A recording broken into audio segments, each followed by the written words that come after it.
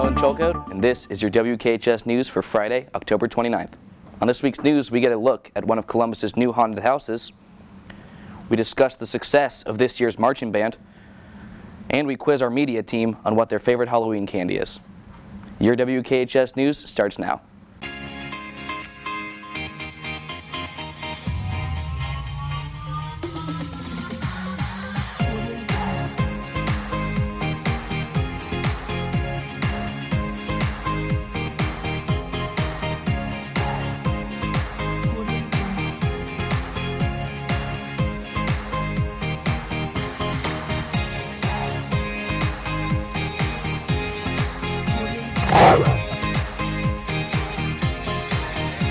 Good morning, Kilbourne. I'm Celeste Loma. And I'm Claire Schiffer. Hey Claire, have you been to any haunted houses this fall? No, I've actually never been to a haunted house ever. Well, this year, maybe you can go to a local one. Riley and Bryson visit Zombezi Bay and get insight on people's experiences. Zombezi Bay has a new attraction this year that's all Halloween themed. They are calling it Zombezi Bay, and they are hoping to scare people across Columbus this season. So Zombezi Bay has 4 haunted houses and 2 scare zones, and there are 6 amusement rides open for anyone who comes. There are also food and drink options, and anyone with a season pass to Zombezi Bay over the summer has access to Zombezi Bay. So we get scheduled for certain scare zones or haunted houses, and we stay there all night to scare people. We took 2 Kilbourne students to check it out.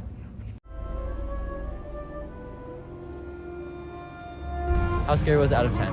Maybe like 3 out of 10. It was like more entertaining than scary. I would probably give it like a 4. It just wasn't that scary. It was more like fun and entertaining. How realistic was it out of 10? Maybe like a 3 out of 10. It was okay. Well, it was like 3D show, so I would give it like a 2, unrealistic. Would you recommend it? If you want, it's okay. Yeah, I would recommend it. How scary was it out of 10? Maybe like 2 out of 10. It was pretty bad.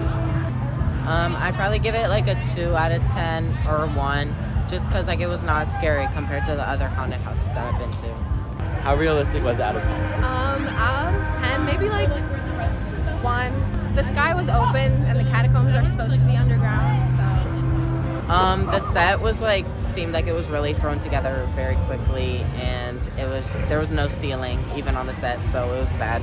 Would you recommend it? Maybe to like kids, but not to people our age. Maybe the park as a whole, but not that particular haunted house.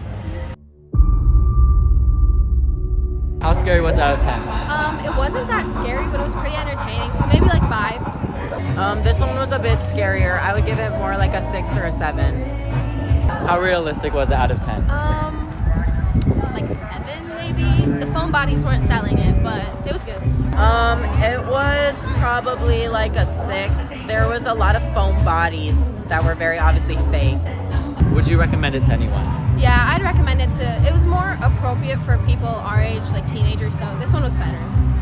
I would recommend this one, just be ready to stand in very cold weather. After spending a night at Zombezi Bay, the overall rating for this new event is a 4 out of 10. This has been Riley France, Bryson Malinowski, WKHS News.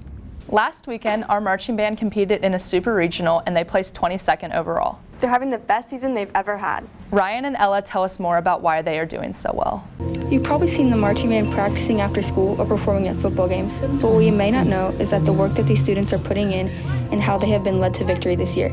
Some of the band members tell us about their experiences and what led to their successful season so far. Responsibilities as a section leader is not only to keep this section together musically and during marching, but also to keep the section together just as a friend group and to make sure there's no real conflict between members.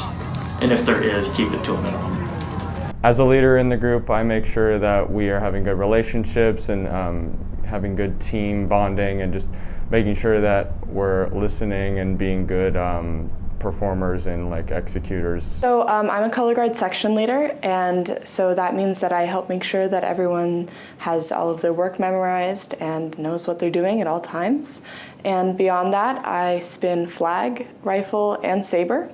So in color guard, we use different pieces of equipment to highlight the band and to, it's like dancing, but also with equipment. So we toss it and we spin it, and we add to the visual effect of the band. Responsibilities are, I co-teach with Mr. DiFrancesco, and we just make sure that we put on a competitive marching band show for the 135 students in our marching band program, making sure that they have a safe environment to practice music education, and we compete on Saturdays, we perform on Fridays.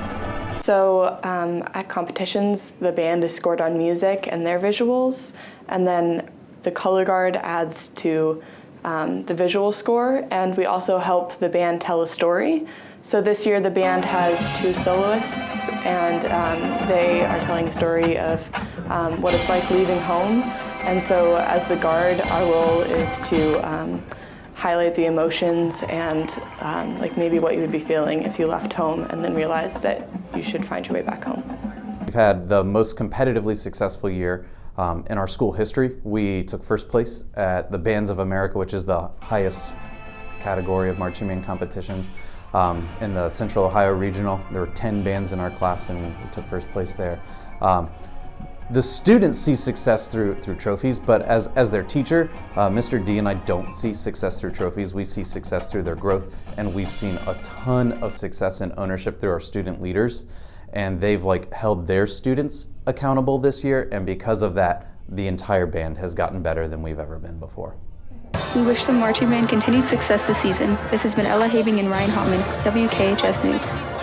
On our website this week, we talk about everything Halloween. Yes, we talk about Halloween candy, Halloween costumes, and go inside a haunted house. Check it out at WKHSmedia.com. Hey Celeste, what's your favorite Halloween candy? I would say probably Kit Kats, but I don't know about everyone else. Well, Shannon and Brady asked the media team what their favorite candy is. With Halloween coming up, Shannon and I asked the WKHS media team what some of their favorite candies are. I don't eat candy, it's not very good for you. I'm an athlete, so yeah. My favorite candy is the left Twix because I'm left-handed and left is better than right. My favorite candy is Twix because it's all crunchy and caramel and chocolatey. It's really good. I like Kit Kats because of the crispy wafer and like the chocolate. It's pretty good to eat. It's not too messy. So my favorite Halloween candy are the white Kit Kat bars. My favorite candy is the purple bag of Skittles. My favorite candy is mini M&Ms. My favorite candy are the caramel apple pops. My favorite candy is probably Reese's Cups because I like how the saltiness of the peanut butter kind of goes well with the chocolate. My favorite candy would be any type of chocolate. I like gummy bears and Sour Patch Kids because I like gummy things and sour things. I like M&Ms because you can just eat one by one and then they melt in your mouth and they're just good. My favorite Halloween candy is Tootsie Rolls, the regular and all of the fun flavors that they have. My favorite Halloween candy is definitely Reese's Peanut Butter Cups because they're just the best. Kind of a shocker, I'm a big fan of Almond Joys. My favorite is the candy corn, but the pumpkins because they're so much better. And it may be weird, but me and Hemi, we like the pumpkins. My favorite Halloween candy has to be candy corn. Come at me, I don't care. It might be tons of sugar, but it is the best type of fall Halloween candy. This has been Brady McGlone and Shannon LaCure, WKHS News. This has been your WKHS News. Good luck to all of our fall sport athletes competing in tournament this weekend and our marching band. Have a fun and safe weekend, Kilbourne, and remember, keep it spooky.